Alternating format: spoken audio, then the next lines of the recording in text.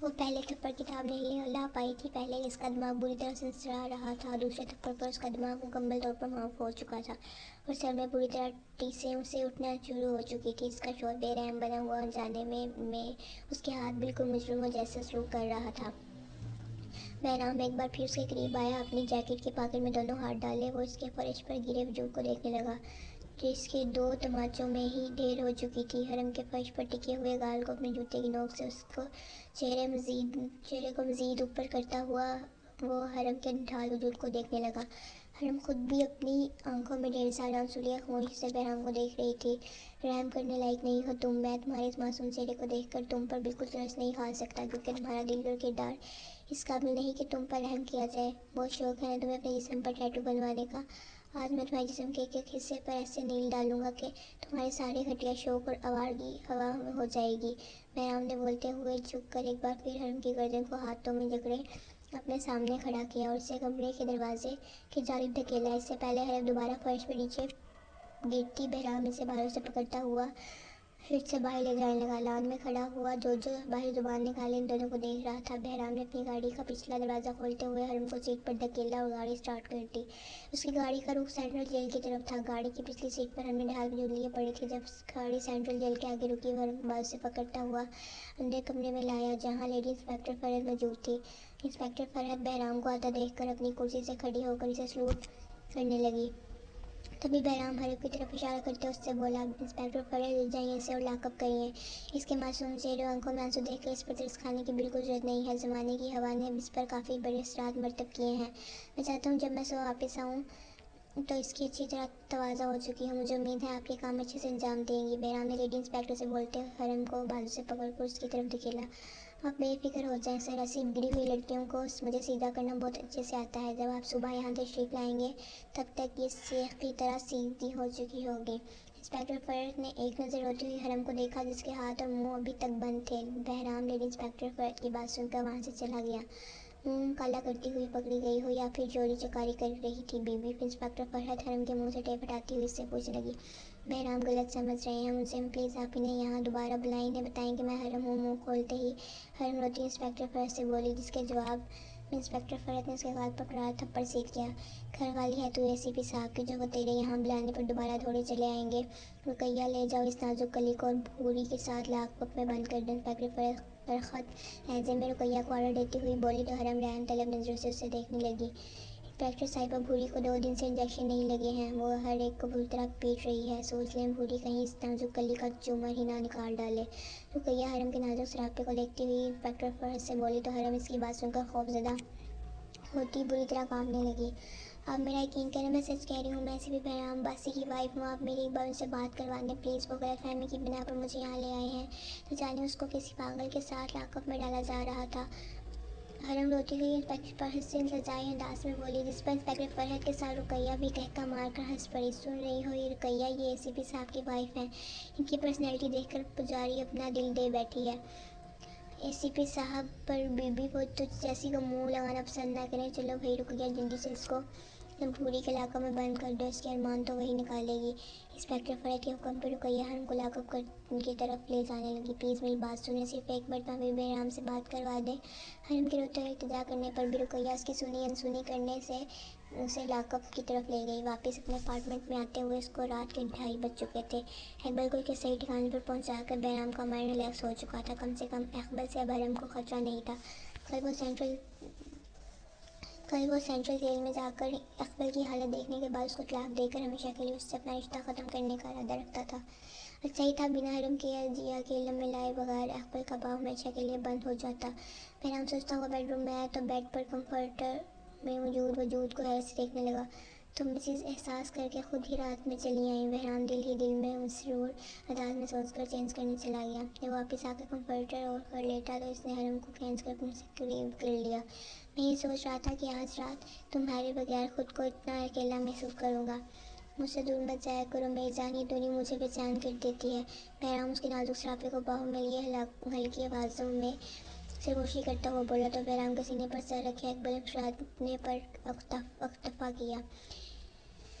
اس وقت بہرام کی باہوں میں اس کے قریب سینے پر سر رکھے وہ اندر سے کتنا اطمینان محسوس کر رہی تھی، اکبر چاہ کر بھی بہرام کو نہیں بتا پائی۔ اس وقت وہ اسی طرح اس کے دسترس میں رہنا چاہتی تھی۔ بہرام نے حرم کی نیند کی وجہ سے اسے مزید ڈسٹرب نہیں کیا، بلکہ اس کے وجود کو باہوں میں لے کر وہ خود بھی سونے کی کوشش کرنے لگا۔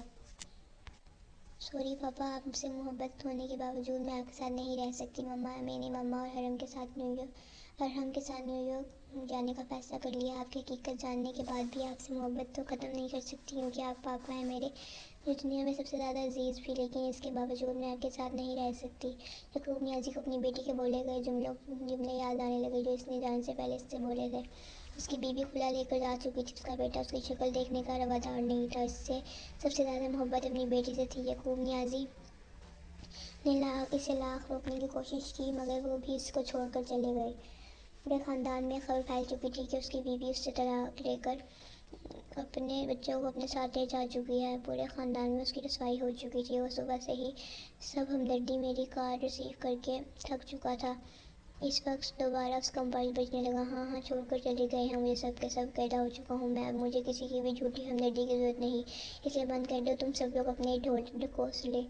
یعقوب نیازی غصے کی شدت سے موبائل پر چیختا ہوا بولا اور اس نے اپنا موبائل دیوار پر زور سے دے مارا۔ سر آپ ٹھیک تو ہیں؟ شور کی آواز سن کر یعقوب نیازی کا وفادار ملازم اس کے کمرے میں آتا ہوا اس سے پوچھنے لگا، ٹھیک کیسے ہو سکتا ہوں؟ سب کچھ برباد ہو چکا ہے، میرا ابو بھی ہمیشہ کے لیے مجھے چھوڑ کر چلا گیا، میرے بچے میری شکل دیکھنے کے لیے تیار نہیں ہیں، میری بیوی مجھ سے رشتہ ختم کر کے چلی گئی، سب نے اکیلا چھوڑ دیا ہے مجھے، پورے خاندان میں شرمندہ ہو چکا ہوں، ذلیل و رسوا ہو چکا ہوں، صرف اور صرف اس ACP کی وجہ سے۔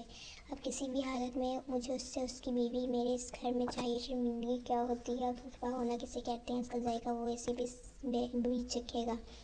صبح ہوتے ہی آدمی کو ساتھ لے کر جاؤ اور ACP بہرام باسی کی بیوی کو اٹھا کر یہاں میرے گھر میں لے آؤ۔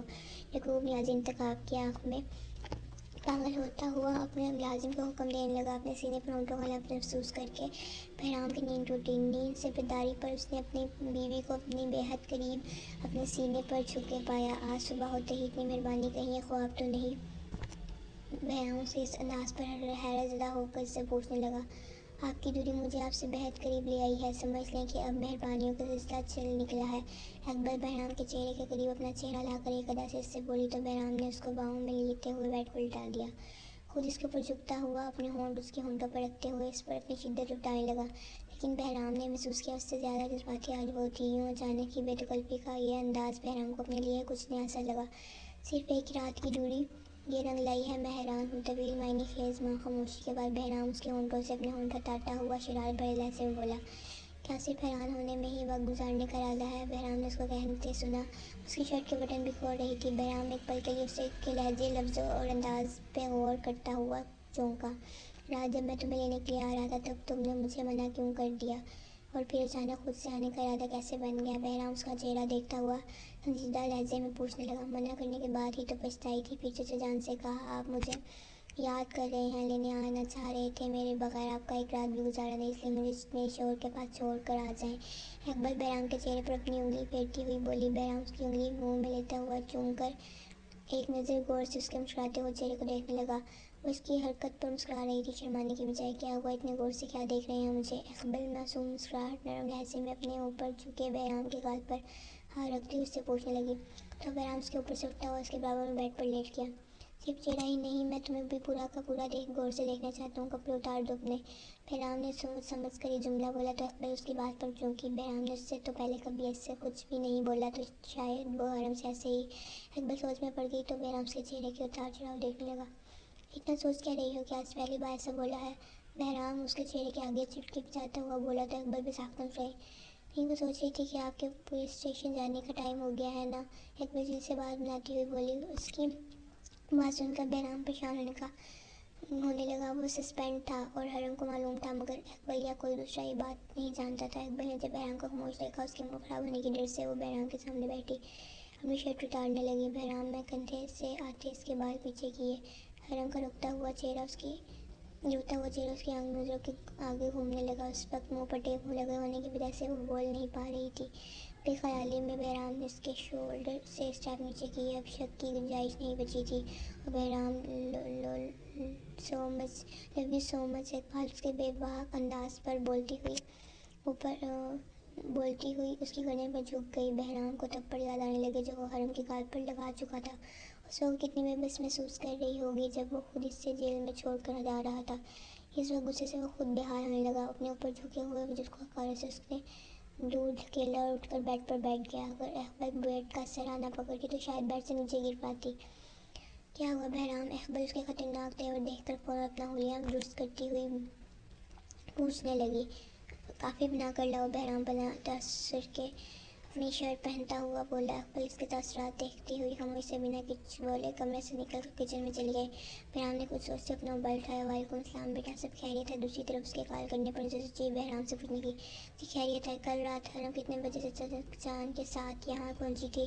بہرام الجھتا ہوا نظر چچی سے پوچھنے لگا۔ تمہاری چچا جا کے ساتھ تھوڑی وقت کے لیے نکل گئی تھی، جب میں اور تمہارے چچا نکی کے سسرال میں تھے۔ نظر چچی کے بولنے پر وہ مزید پریشان ہو گیا۔ آپ دونوں نکی کے سسرال، مگر کل رات تو نکی آپ لوگوں کے پاس تھی نا؟ کہاں پر کیا مسنگ تھا؟ وہ کڑیاں نہیں ملا پایا۔ مگر چچی اس کو ساری باتیں بتاتی ہوئی آخر میں پوچھنے لگی، سب خیریت تو ہے نا بیٹا؟ حرم ٹھیک ہے؟ ویسے کل پہلی بار اس نے فون پر بہت عجیب طریقے سے بات کی تھی۔ آج سے پہلے کبھی اس بچی کا ایسا لہجہ محسوس نہیں کیا میں نے۔ دوسری سن سے نظر چچی کی بات پر وہ ہوش میں آیا۔ جی وہ میرے چاند نکال کر کے بلانے پر پریشان ہو گئی ہوگی۔ آپ زیادہ مت سوچیں، بہرام بولتا ہوا کال رکھتا۔ کل رات آخر کیسے وہ غصے میں حرم کو پہچان نہیں پایا تھا؟ اتنے بڑے بلنڈر پر وہ بری طرح پچھتا کر بے چین ہوتا ٹیرس میں چلا آیا اور موبائل پر دوسری کال ملانے لگا۔ ساری رات اس نے جاگتے ڈری اور بھوری کو سوتا ہوا دیکھ کر گزاری۔ سفید رنگ، سفید سفید بھویں اور بھاری بھرکم جسامت والی بھوری کی خوفناک خراٹوں کی آواز ہی اس کے دل میں وحشت پیدا کر رہی تھی۔ کل رات بہرام کا جلاد والا روپ دیکھ کر وہ بہرام سے بھی ڈر گئی تھی انجانے میں سے، لیکن وہ کتنے برے طریقے سے، کتنی سختی سے اس کے ساتھ پیش آیا تھا۔ آخر وہ اس کو کیوں نہیں پہچان پایا؟ جیل کی چار دیواری میں بیٹھے ہوئے سے بہرام سے شکوہ ہونے لگا۔ پھر حرم کا دھیان اقبال کی طرف چلا گیا۔ اس وقت اقبال اس کی جگہ پر موجود تھی بہرام کے ساتھ، اور بہرام اس کو حرم سمجھ کر آگے سوچ کر ہی حرم کو رونا آنے لگا۔ کیا اب اسے اقبال بن کر ساری زندگی اس چار دیواری میں رہنا ہوگا؟ یہ سوچ ہی حرم کو خوف میں مبتلا کرنے لگی۔ کیا سارا خون آج ہی چوس لے گا؟ نیند میں ڈوبی ہوئی بھاری آواز میں بولی بولتے ہوئے اپنے ہی بازو پر ہاتھ مار کر اس مچھر کو مار ڈالا جو کافی دیر سے اس کا خون چوس رہا تھا۔ ساتھ ہی وہ بیدار ہو چکی تھی۔ اسے جاگتا ہوا دیکھ کر حرم ڈر گئی۔ بولی خود بھی بستر پر بیٹھ کر حرم کا جائزہ لینے لگی۔ کون ہے تو؟ پہلے اس نے حرم کو دیکھ کر ہنستے ہوئے اپنے پیلے دانتوں کی نمائش کی، پھر خشکی جیسے بالوں کو کھنچاتی ہوئی حرم سے پوچھنے لگی۔ حرم میں حرم ہوں۔ جو باتیں اس نے رات میں رقیہ کے منہ سے بھوری کے بارے میں سنی تھی، اس کی وجہ سے حرم کو سامنے بیٹھی پہاڑ کی وجود رکھنے والی اس عورت کو دیکھ کر خوف آ رہا تھا۔ وہ ڈری ہوئی بھوری کو اپنا نام بتانے لگی۔ حرم کہاں؟ تجھ تو چوہیا ہے، ابھی میں تیری گردن ڈبو ڈالوں تو 2 سیکنڈ میں تیری جان نکل جائے گی۔ بھوری حرم سے بولتی ہوئی اپنی بات پر خود کہہ مار کر ہنسنے لگی، جبکہ حرم اس کی بات سن کر بری طرح ڈر گئی۔ بھوری بالکل سچ کہہ رہی تھی۔ وہ سچ میں اس کے توانا وجود کے آگے کچھ چوہیا ہی لگ رہی تھی۔ ڈر رہی ہے مجھ سے؟ مت ڈر، چل نہیں ڈبوچتی تیری گردن۔ وہ اتنی دور کیوں بیٹھی ہے؟ یہاں قریب آ کر بیٹھ میرے۔ اس بھوری حرم کو دیکھتی ہوئی بولی۔ وہ بھوری کے جاگنے پر دیوار سے چپک کر بیٹھ گئی تھی۔ نہیں میں یہ ٹھیک ہوں۔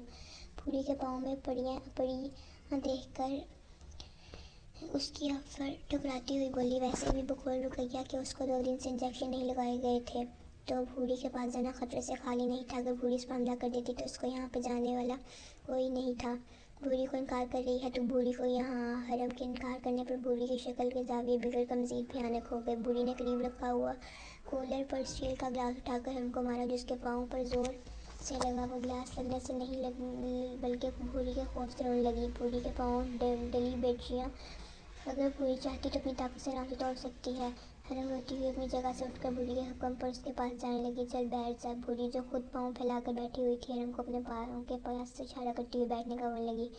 حرم اس کی بات مانتے ہوئے بھوری کے پاؤں کے پاس آ بیٹھی۔